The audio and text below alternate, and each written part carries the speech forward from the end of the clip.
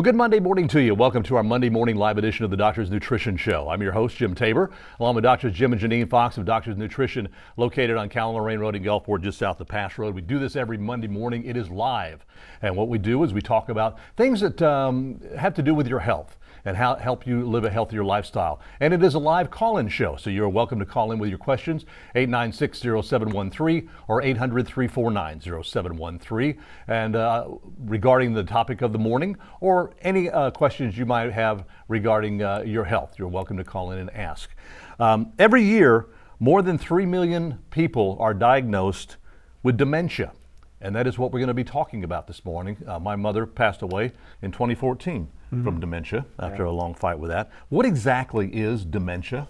Well, it's when we lose the capacity for the brain to do its everyday normal functions. In other words, remembering things, remembering what you're doing, that kind of thing. So it has a lot to do with just ability to remember people's names, places, things, normal things. And actually for function as a whole, because people with advanced dementia even get to where they don't have coordination and they can't hardly walk and they can't hardly, so the brain controls everything. It does. So it's about the brain, so which is very important. Very, very important. Yeah. Oh, yeah. And lately, I mean, there's a study that showed how much it's on the rise. And that's kind of one of the things we wanted to talk about today, is that it's actually been increasing. Yeah, in the past, you mentioned your mom, but in the past 20 years, 2 decades, which is not a long time in the space of things, really. But in that 20-year space, the diagnosis of dementia has went up in medical records, up 36%. Wow. Yeah, so currently, and this is something that was just published in the Journal of American Medical Association in their what they call open forum. But what they're showing is about 50%, actually 47% of the people that die are going to have one of their diagnoses will be some form of dementia. Because there's all kind of forms of it. You know, so, but that's kind of spooky that in the past 20 years, which is not a long time at all, it's gone up that much, 36%. Is this something that's hereditary? You know, the predisposition for it can be hereditary. There's some of the early onsets, like the early onset Alzheimer's. Some of that can be linked to we've talked about the methylation problems for years, right? Time and time again, people probably got tired of hearing about it, but the methylation problem, and it's a genetic issue, and so yes, that's linked to the various forms of progression, especially in the early onset dementia, like Alzheimer's, because Alzheimer's is just one form of dementia. I was going to say, what is the difference between Alzheimer's and dementia?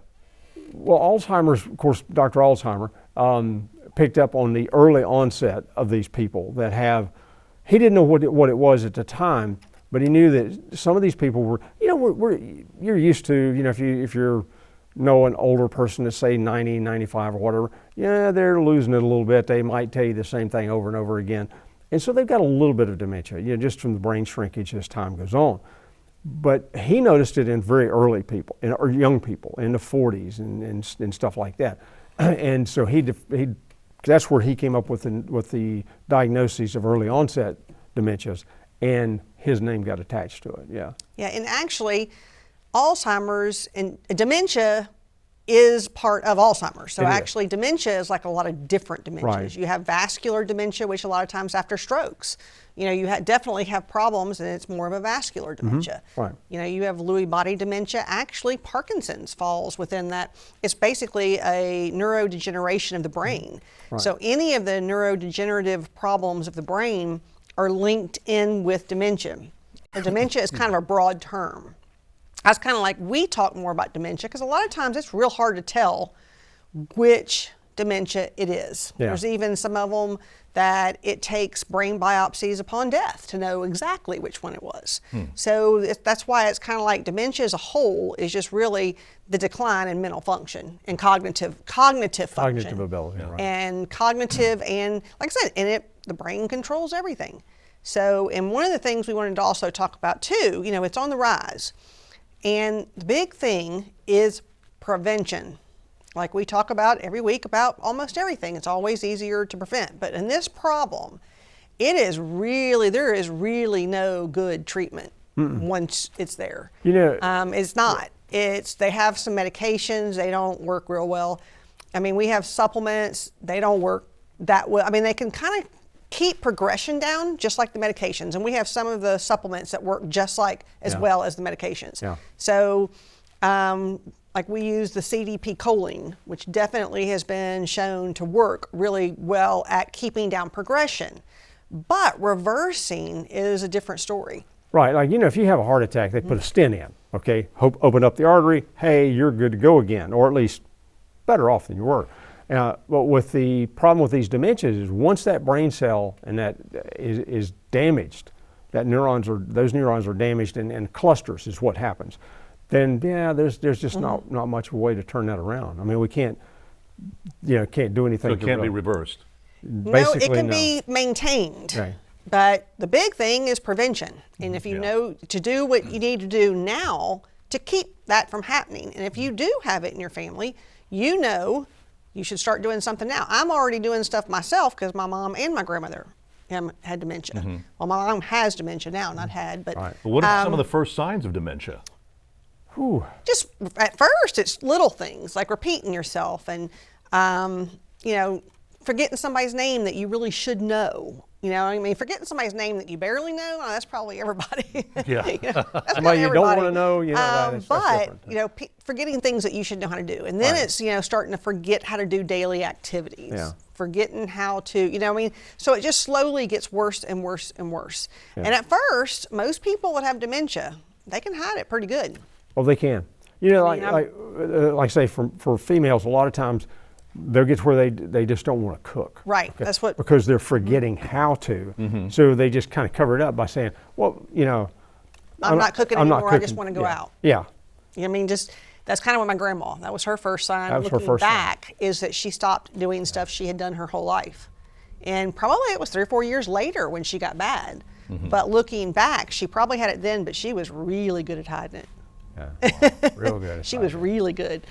All right. Yeah. We're talking about dementia this morning, 896-0713 or 800-349-0713. Our phone lines are open to you if you have any questions regarding that or anything else regarding your health. We've got more questions we'll answer here in just a moment. We'll be right back. And welcome back to our Monday morning live edition of the Doctor's Nutrition Show. We're taking your phone calls at 896-0713 or 800-349-0713. We're talking about dementia this morning. And what can you do for prevention of dementia? Well, one of the big things that's pro-inflammatory to the brain is insulin. And I know we talk about this quite a bit, and people probably get tired of hearing us talk about this, but it happens to be the number one thing. So sugar spikes insulin, and therefore the sugar products. Getting away from that is probably one of the best things you can do. Right, and actually there's a lot of research that's been done on keeping the BMI down, which is the body mass index, which means not to get overweight. Right. Also keeping blood sugar down. Now, there's no doubt, I think one of the reasons it's on the rise is because diabetes has been on the rise. Yeah. And some people have actually coined dementia as type 3 diabetes. Yeah. And you don't even have to be diabetic for it to, affect the brain. No. And like in my mom's case, she ate nothing but sugar most of her life and she refused to stop it. So you can't make people do stuff, but if it's you want to start now changing your diet, not eating sugar all day long, not eating, drinking sugar drinks. And I guess especially if it does run in your family. Exactly. So that's what we're talking about is, prevention. Right. Now, there's no doubt the sugar has been linked, the insulin's been linked, and use your brain. That's another way of preventing. Oh, that's huge. A lot of times when you do nothing and then you don't use your brain. So they've definitely shown that too. Do puzzles if you're not working. That's why it is better to sometimes work longer. It truly is. He's actually not really wanting to ever retire because, you stop using your brain, you stop, so. Well, I'll tell you what, everybody's got one of these. Yes. Telephones. There's all kinds of little free games that you can download, like Wordscape or Words with Friends or things like that, that will help you to use your brain. And, it's very simple and very entertaining. And another big one is exercise. There's no doubt moving and blood circulation has definitely been shown to prevent and even help with somebody that actually has dementia. So you want to do that, you know, as much as possible. So exercise, stop eating sugar, make sure you take some of the base nutrients that you absolutely need for the brain. And that is omega-3 for one. Omega-3 has definitely been shown to actually help some of the plaques in the brain that's, you know, related with dementia. And you want a really high quality, high EPA DHA fish oil. And so that's one thing you can take. Your B vitamins play a huge role. We see so many people with B12 and folate deficiencies, and those deficiencies definitely cause brain problems. And again, doing the lab work. Now I have a question all the time. People come say, what lab work do I need to look at, you know, for my brain? And we always tell them the cardiac panel, because what's good for the heart is good for the brain. And a lot of your risk factors that are with dementia show up on the cardiac panel. It shows, you know, about the fibrinogen in your circulation. It looks to see if you have inflammation in your arteries. And if you have inflammation in your arteries, that's a risk factor. Big. Homocysteine, a big risk factor for dementia. Homocysteine is something that is way worse than cholesterol, and it hardens the arteries in the brain, and it is hard to reverse that. That's why I think a lot of it is not reversed as well as, you know, homocysteine is a part of a lot of it. That when he talked about methylation a few minutes ago, homocysteine builds up when you don't methylate properly. And like I said, they've done so much research in genetics in the past, you know, 20 years. And they've actually shown a lot of people have what they call the MTHFR mutation. And it's a pretty big percentage. I mean, probably 40% of the population has some mutation, or maybe even more. It's even more than that, because you know, 20 years ago, like you mentioned, when I first kind of got interested in genetics and looking at it, they told us, well, you know, at that time, maybe 10% of the population really has one of these methylation problems. Well, over the ensuing 20 years, now they're saying it's probably more like, you know, at least some form of methylation, and that MTHFR is only one of the genes, and when there's literally hundreds involved in it. So if you only look at one, you're going to miss a lot of other stuff. And so when they look at the whole thing, they say, well, you know, it's probably as high as 60, 70%. Have some sort of methylation problem. I do have like the worst mutation on that methylation that you can have, so I do a lot now to help that with what I have in my family. And that's probably one of the reasons they have it. So that's another big preventative thing. Do your lab work. Know where your B12 levels are. Vitamin D has been shown important also for brain function. That's all kind of the stuff that is an absolute must. Then you get into the stuff that helps the brain and things that you can add to help. But those are kind of like your nutrients that you really have to have. Well, you know, you mentioned B12, and we get a lot of people in, and maybe they've checked their B12. You know, they went to their primary care and they had it checked, and they're in range. Now, this range is big enough to drive a Mack truck through. Okay, it's huge. It goes from like 200 and something to 1,200 and something. So that's huge. The University of California, San Francisco, now those guys out there, Breedenson and all those guys, they've done some really neat research on brains.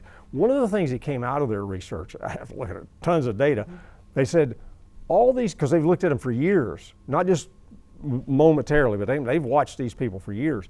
Now what they noticed was, one of the data sets that came out was people with a B12 of less than 800 have more brain shrinkage.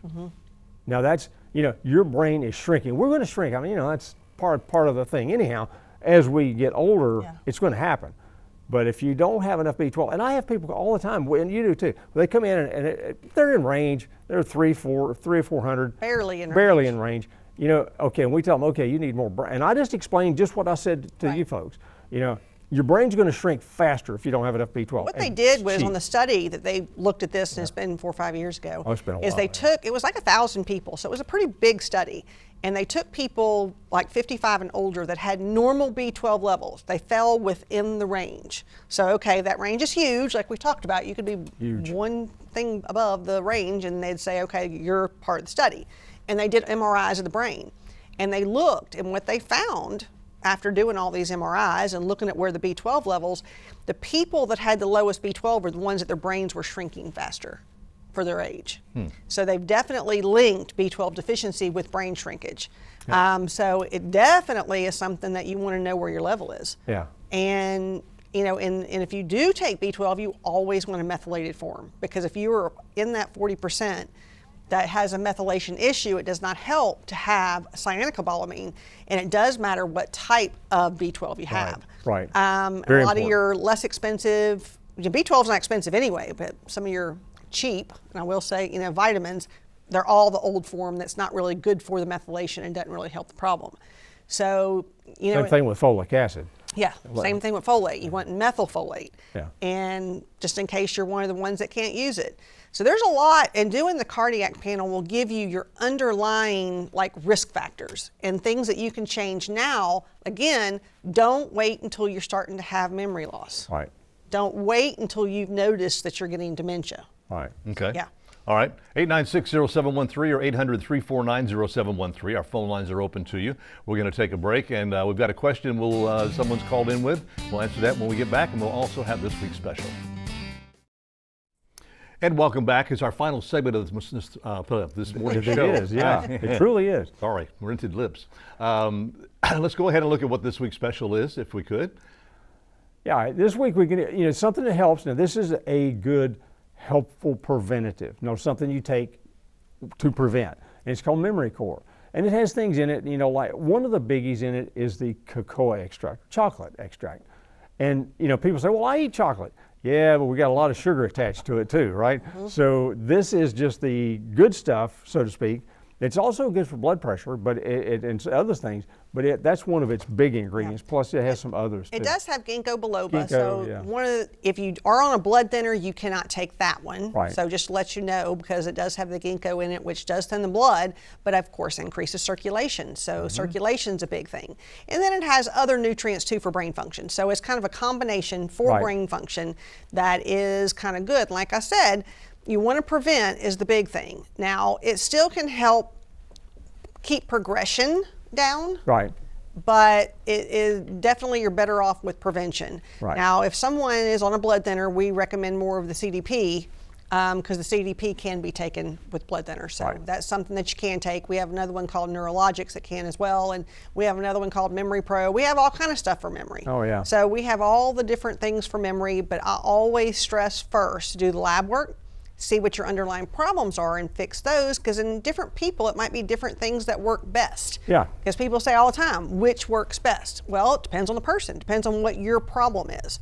We even have, if your homocysteine is high and you have a methylation issue, we have something called Methylcore, and it does help too. So I mean, it depends on the person. So that's what we're always telling people, everybody's different. There's not just a set, that's why we're there. To help with trying to figure out what's best for you, what you can do for prevention, what your situation yourself is. And like I said, if you are diabetic, controlling that blood sugar is the most important. So in your case, if you have a blood sugar problem, maybe something like GSF that helps with damage done by blood sugar. By blood sugar. And it affects what they call, the glycation and stuff like that. So that makes a big difference in brain function. And that's a question that we just got called in. How high should your blood sugar be before going to the hospital? Well, blood sugar, anything over 300 is dangerous. I mean, any of them are, definitely, blood sugar being high is not good. No. You definitely want to do something different if your blood sugar is staying over 300. Going to the hospital, that's hard to say, because, like I said, we recommend people never get to that point. That's not, kind of what we do, but you don't want to, you can go into a coma if it gets too high. And if it starts getting in the 400 range, you definitely, over 300, you want to call your doctor. Yeah. And you want to tell them something, if it's staying that high. Can it cause brain damage? Well, it actually causes dementia long term, but it can cause, definitely, diabetes increases stroke, heart attack, all kind of stuff. So, it can do all kind of stuff to you. All right, another question. Can young people suffer from dementia? Unfortunately, yes. Unfortunately, yes. I was reading something recently that was showing that some of the areas that's on the rise is between 30 and 50. 30, that's scary. And that is severely early onset. It is. There's no doubt. Yeah. But yes, they can. And actually, one of the things I've seen more is young people with strokes. We have seen a lot of people that are young having strokes, and that gives you more of a vascular dementia. Yeah. And you definitely, start having dementia from some of the brain cells that died from the stroke. Yeah. So yes, I've actually seen, a a lot. And just to let everybody know, another thing people need to pay attention to is what kind of over-the-counter medications they take and what medications you take. Look it up. There's whole classes of drugs that are known to increase risk of dementia. Yes. And if you're on one of those classes, talk to your doctor about changing it, because it is something people have to be proactive in their own health, and you got to look yourself for prevention. You don't wait until, oh, well, this drug caused this. Maybe I should have stopped that 20 years ago. One of the things over the counter that a lot of people do that they need to know increases dementia is diphenylhydramine hydrochloride. It's in everything that says PM. If it says PM on it, If it says PM to help you sleep, what it is, it's an antihistamine. And long-term use, now short-term use, every once in a while, taking, basically it's the active ingredient in Benadryl. Taking it every once in a while for an allergy or something like that, that's one thing. But when people start taking it to sleep and take it every single night, definitely increases dementia. Definitely. So people you got to be aware of what you're taking. Yeah. You have to be proactive. You have to be proactive. And I hear this often, and sometimes I just cringe when I hear it.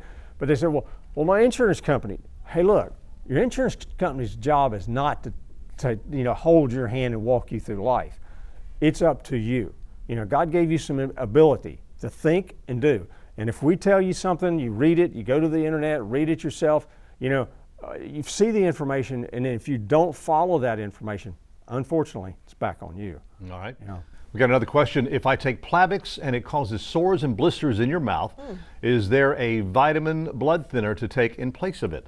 Well, we never tell people to get off of their medications and take vitamins. Now but if you're getting, that is not a common problem on Plavix that I know of. Not that I've heard of. So you may be having a reaction to it, or an allergic reaction to it. You definitely want to talk to your doctor about changing that, because that's not really a normal thing for it to cause. There's a bunch of different ones out there. Yeah, there's a lot of different ones. Now, we use some natural thinners ourselves that are, bromelain.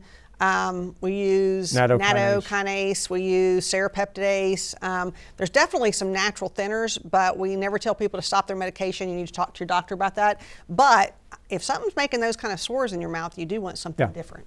Yep. Whoever prescribed it, go back to them and say, hey, look, this is not right. Now, sometimes people that are getting sores in their mouth, just something that you could try to add to see if it helps the sores would be lysine or even methylfolate. Yeah, true. Yeah. Okay. We're about wrapped up here, and I guess the final question, can dementia be cured? No, unfortunately, we've said that's why you want to do prevention, because so far they have not found a medical cure. There's not a natural cure. There's not, they've come a long way, and like he mentioned, the doctor that's doing a lot of research out at the university, and has a book called The End of Alzheimer's. Yeah. And it's about more what you can do to prevent, and like he says, it's not one thing. It's actually, there's not one thing you can do that fixes everything. You got to plug every hole in the roof, not just one. So if you've got, Dr. Breedenson talks about it, says if you got like 36 holes in your roof, and you patch one, you still got a hole in the roof, right? 35, yeah. So and it's that complicated. I mean, this is not a simple thing. It's a very complicated issue. It takes a lot of work. And so that's where we come in. We can help you do it. We didn't even get to the fact that the toxins in the environment are also a factor. So that's another thing to look at too, is what kind of toxins you're exposed to. All right. What are we talking about next week? Well, we're going to talk about fungi and various other parasites that we deal with. We'll talk about fungi. Fungi, right. Anyway, thank you so much for joining us this week. We'll be back again next Monday morning at 9 o'clock for another edition of the Doctor's Nutrition Show. Have yourself a wonderful week and be safe. For more information on highlighting your business and services on Healthy Living South Mississippi, contact Jim Tabor at 896-1313.